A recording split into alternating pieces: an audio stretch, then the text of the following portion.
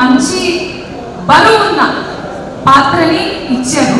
కానీ మనం కొంచెం బరువు ఉంటాం కదా, సో అది తినడానికి రకరకాల కష్టాలు పడాల్సి వచ్చింది.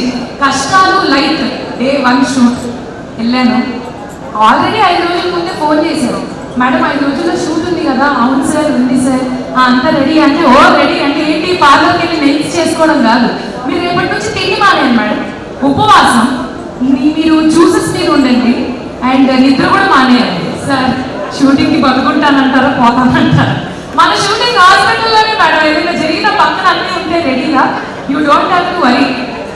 ఇవన్నీ చేసి ఎందుకు వచ్చినా కూడా ఆయనకు అనుమానమే, ఈ పిల్ల ఏదో చేసింది పడుతుంది లేదా గ్యాప్లో ఏదో తినేసింది అని.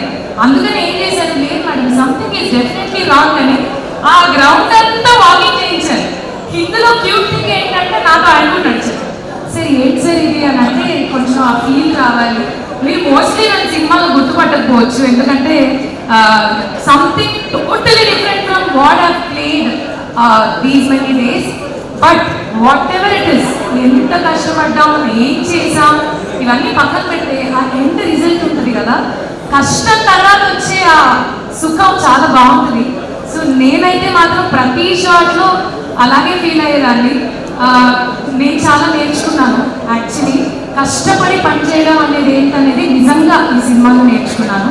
అంటే నాకు కష్టపడి పనిచేయడం రాదని కాదు, వచ్చు.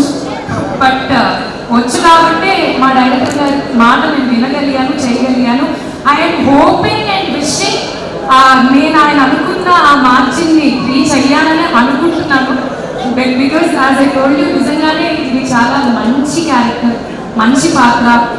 నార్మల్గా నేను చేసే వాటి కన్నా డిఫరెంట్.